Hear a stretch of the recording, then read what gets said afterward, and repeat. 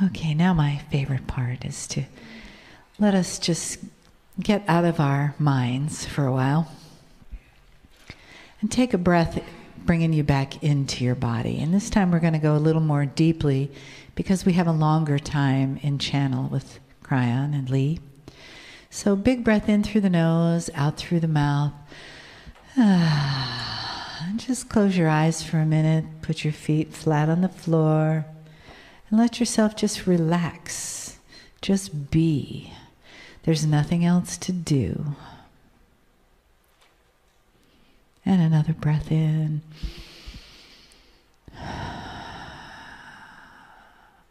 And come into that beautiful place between your brain hemispheres where you're not thinking and your feeling is just sort of suspended, and you can see through that beautiful spot of light in your forehead that is your third eye. Feel yourself on the chair, feet on the floor, body in the room. Breathing into your body, soft and open.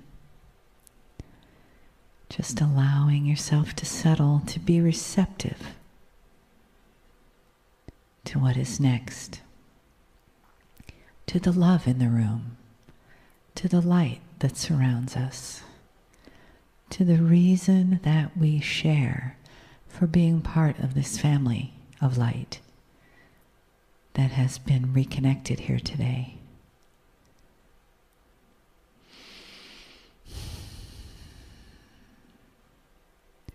And let the top of your head just gently float up towards the ceiling, softening your neck and shoulders. Feeling your vertebra of your spine just nicely stacked one on top of the other. Your hips relaxed in the chair. Your toes nice and soft on the floor. And your being open and receptive to this moment, these moments we share with all those who honor the human. Greetings, dear ones. I'm Kryon of Magnetic Service. And my partner steps aside. This is called channeling. And it's mysterious to many. It's beautiful to us. It is a method whereby the multi-dimensional source of creation, which many of you call sacredness and God, has a chance to communicate with that which you have called humanism. And in the process, we call it soul communication. And it's different, dear ones, than human communication. And so we would like to start a series of channelings that would include the explanation of what we have called soul communication. Let us begin with some basics. No, let us not. Let us begin with some basics. We know who you are in this room. Dear ones, I want to teach.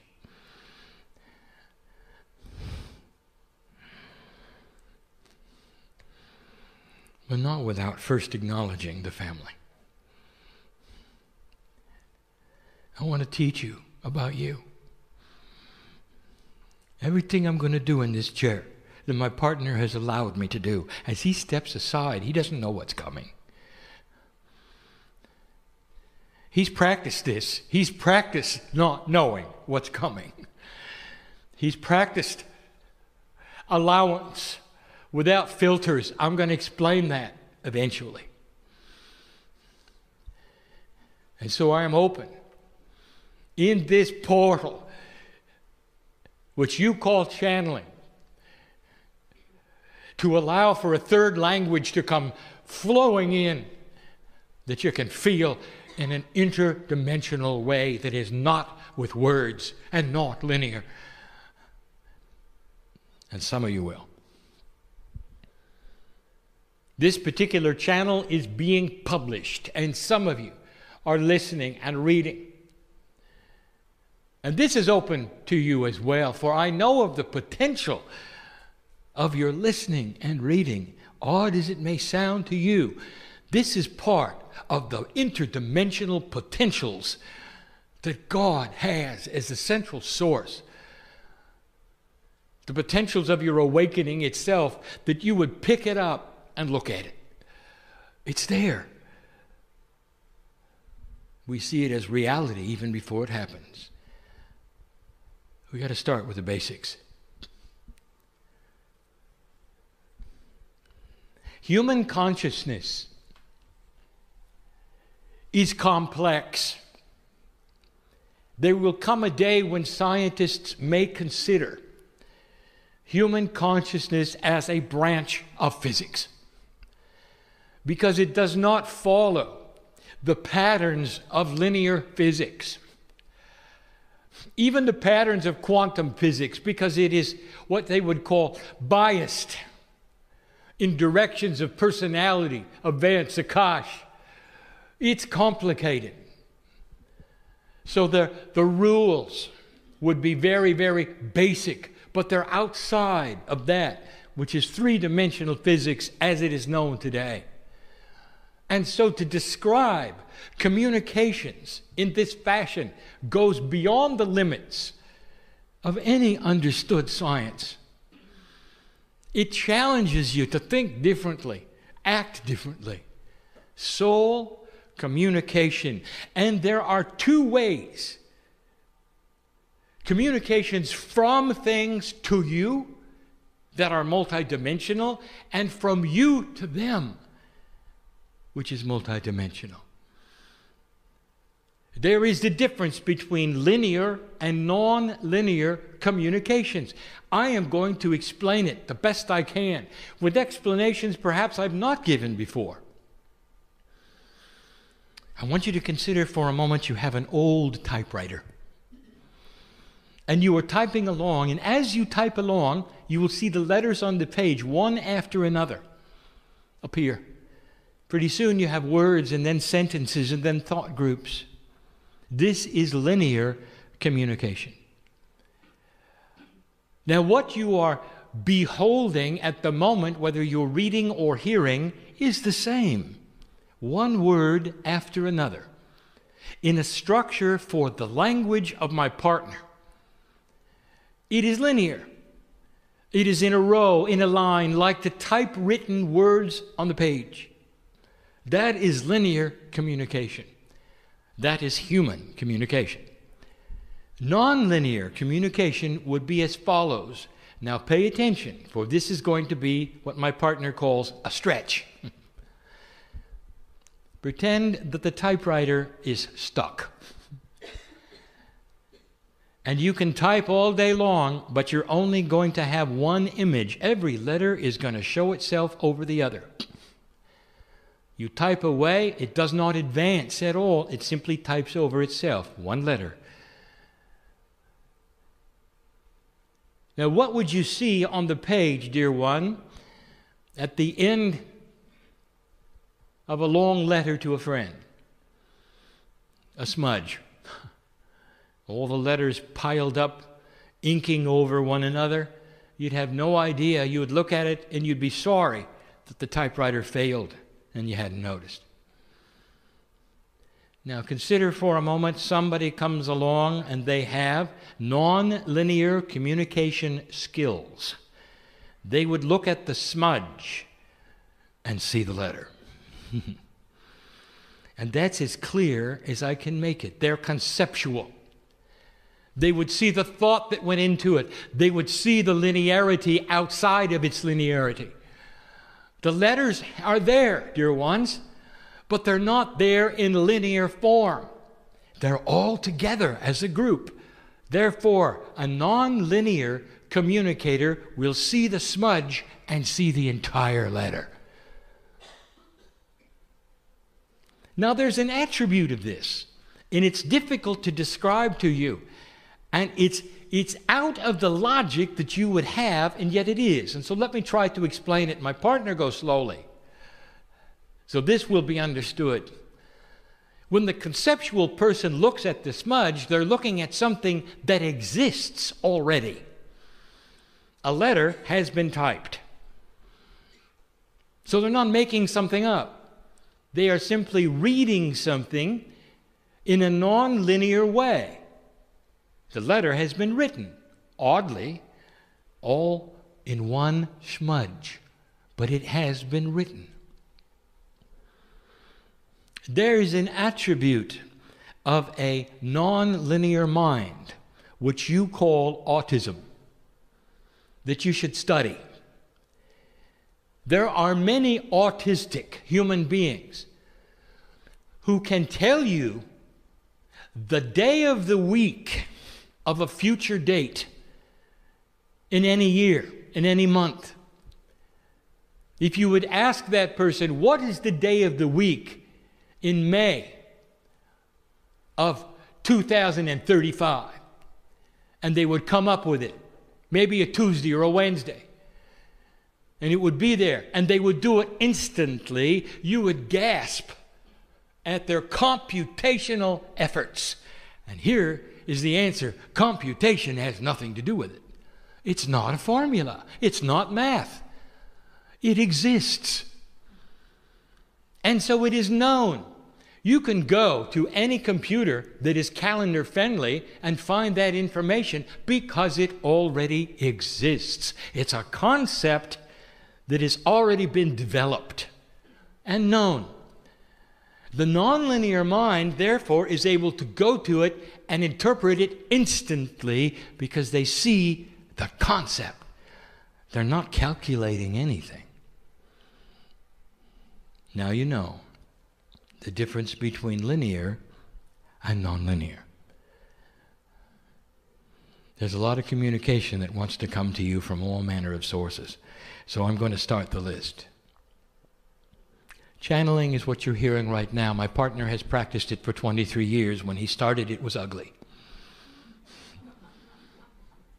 For we're not speaking to him in a linear fashion. You see, he is a master interpreter of nonlinear concepts coming through his pineal.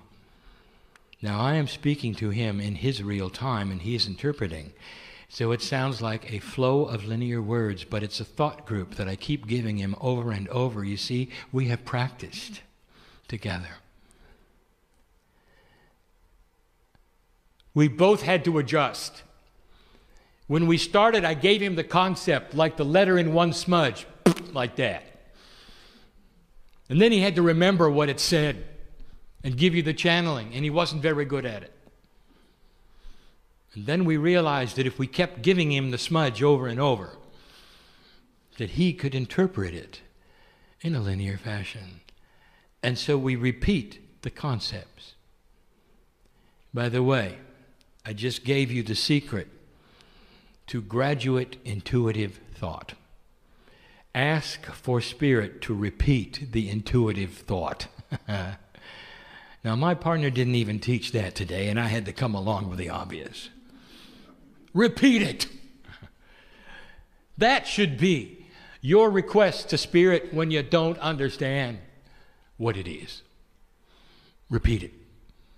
And have that intuitive thought then repeated so that you could grasp it and see it for its beauty and its clarity. And we will.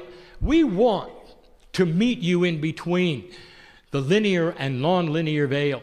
Do you realize this is why Spirit has talked to humanity in quatrains and in metaphors forever?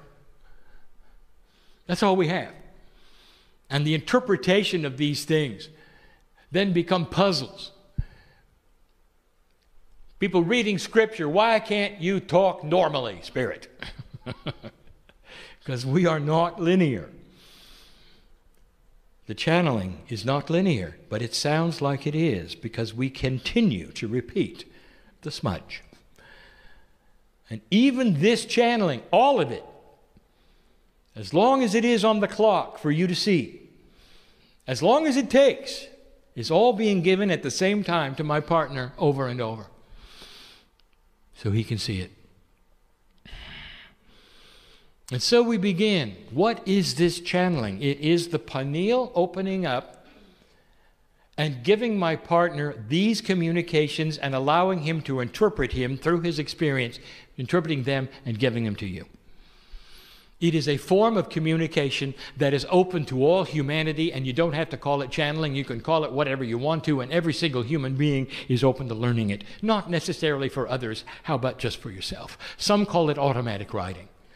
This is a communication portal that opens through the pineal for you, and it is not from the brain.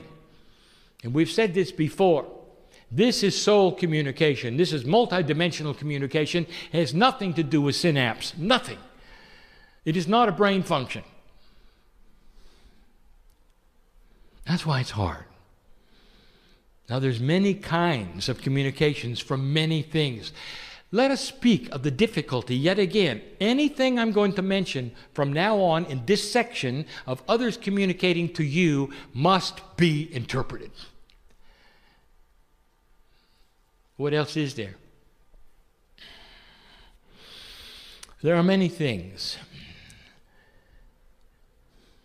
So I'm giving my partner a list, and he can choose what he wants to talk about in the time that he has. Personal. Let's talk about personal. How can you hear what spirit or any other multidimensional source has for you when it doesn't come in a linear fashion? And my partner gave it today, and the answer is through practice of recognizing intuitive thought. And not, number one, not trying to interpret it with your intellect. Do not let the synapse of your brain get in the way of God. Do I have to say that again? You will learn to put it aside. What is it that my partner had to learn as the engineer in order to channel? To get out of the way. To stop analyzing. If it's him, is he making it up? Is it from his brain? Or is it bigger than that?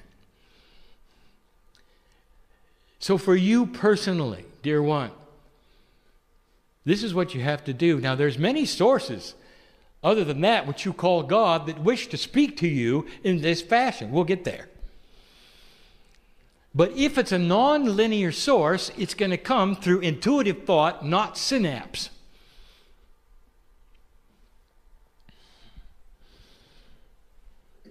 Where do we go next with this?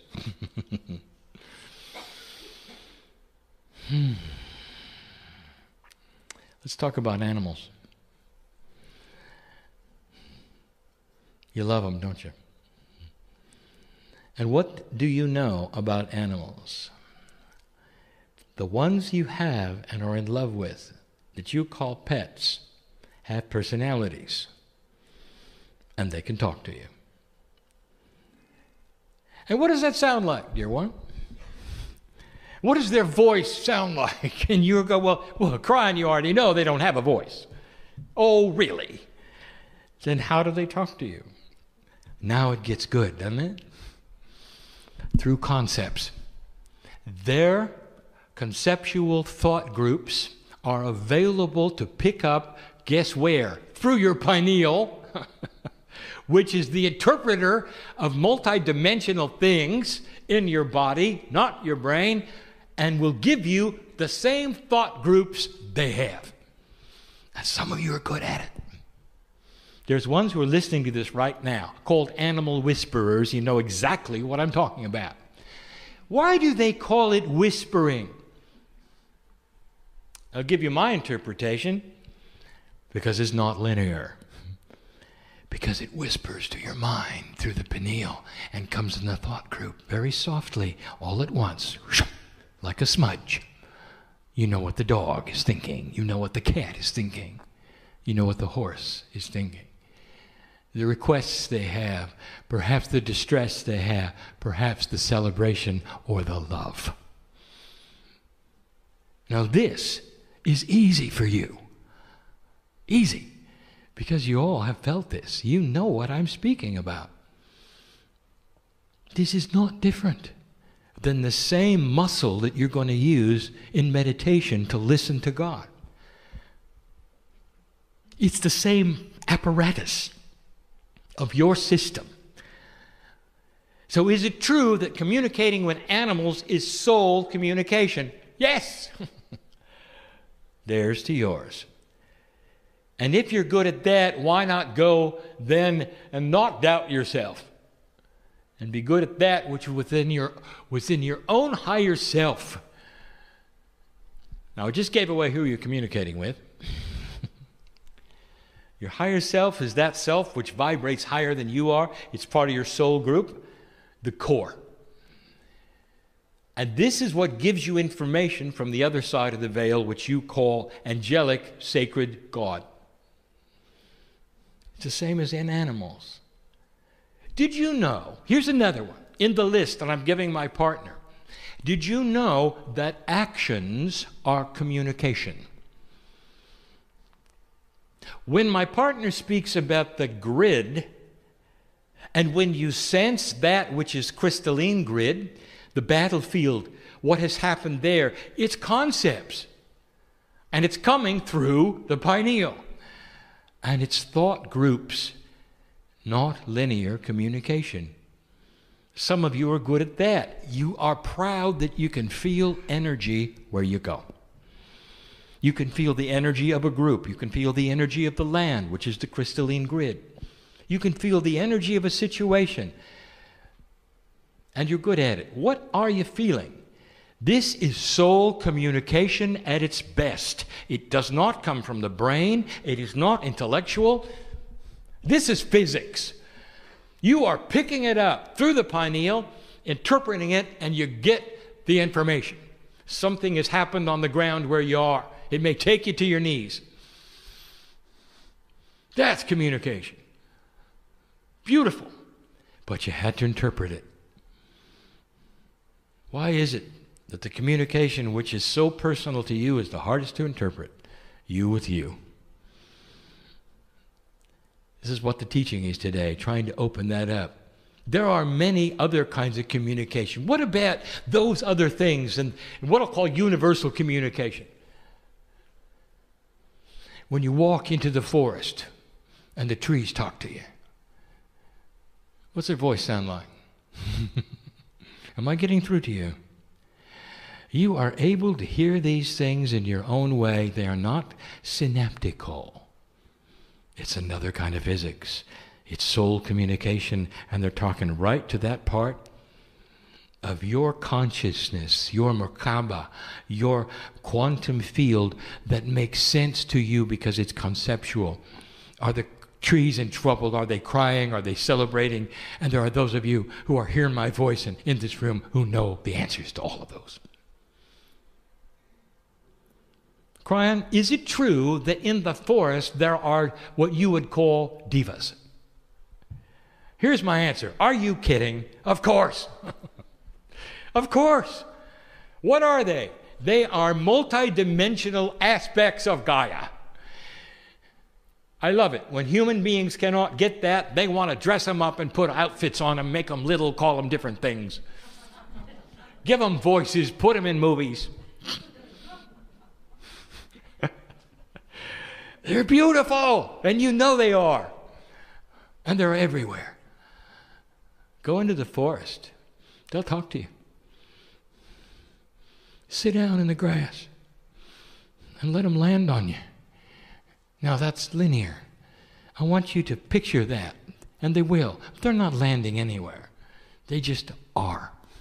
They're part of the soup that is Gaia, that is Mother Nature, the personality of the love of the planet for humanity as it walks into it. It's a celebration of your life. You're not going to get bad things from a diva. You're not going to get bad information from hugging a tree. You know that, don't you? What does that tell you about how Gaia feels about you? That's just a few of the things.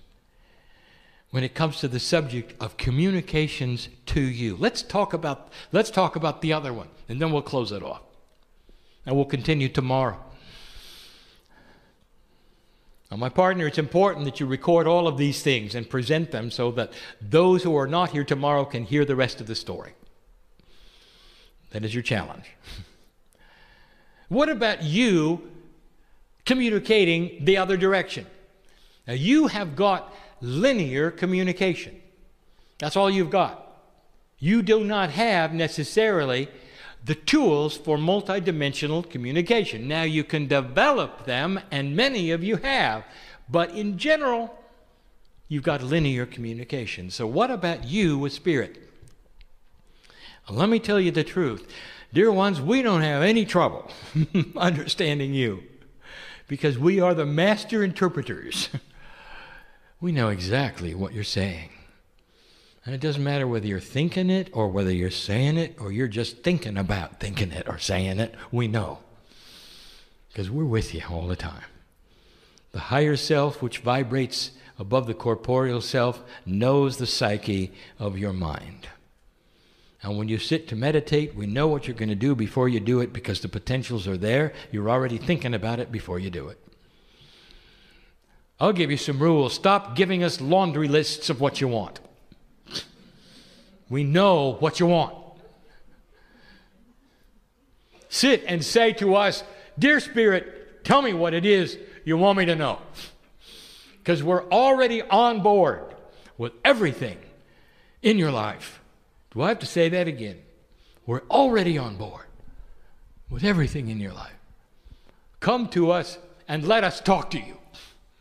Just let us talk. And try to interpret the thought groups that come first without analyzing. Get used to this. But as far as you talking to us, it doesn't matter how you do it. Now, there will be those that say, well, there has to be wrong ways to do it. No, there aren't. No, there aren't. Well, Kryon, what do you think about religious groups who have to face a certain direction or have a prayer rug or wear something special? And what I say to you is, let them do that. It honors God.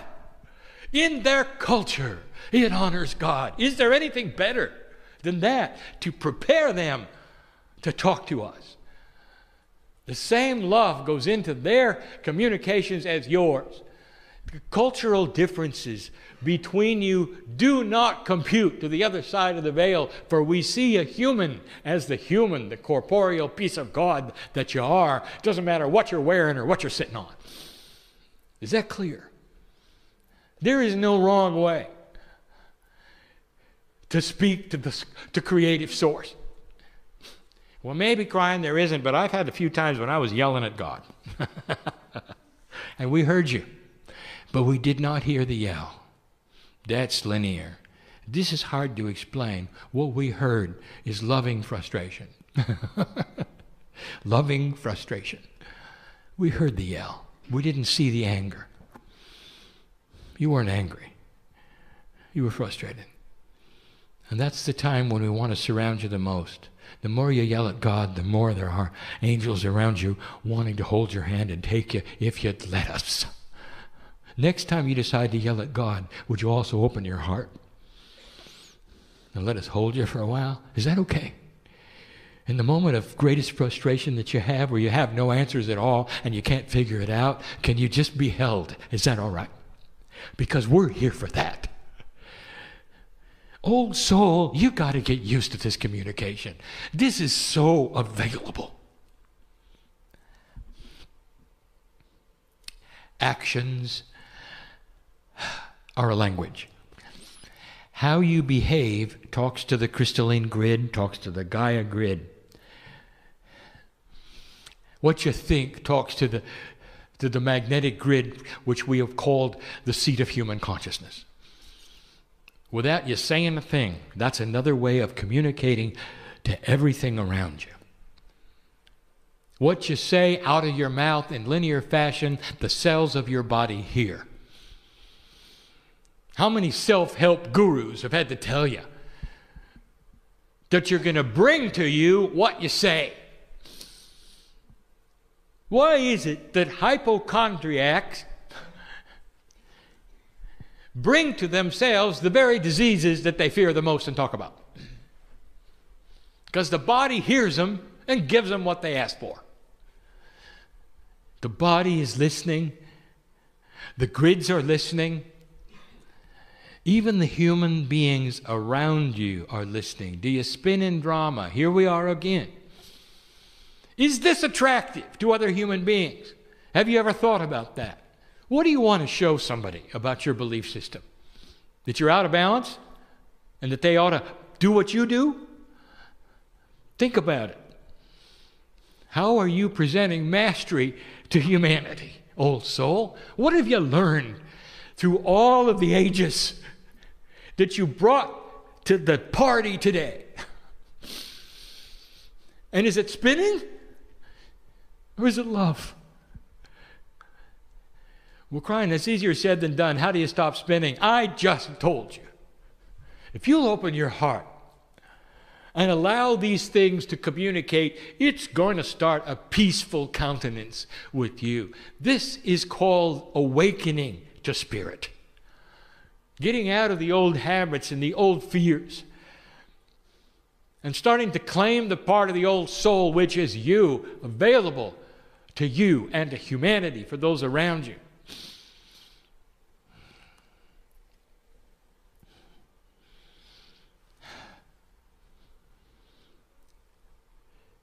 So much to be told about how you communicate with others. Multidimensional communication. Those of you who are good at speaking to the animals, not listening, but speaking to them, have developed thought group communication.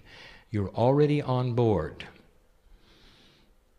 For the best kind of soul communication there is, you're starting to think out of the box. You're looking into the animal's eyes and you're giving them pictures, aren't you? And they're getting it, aren't they? It ought to tell you, this can work.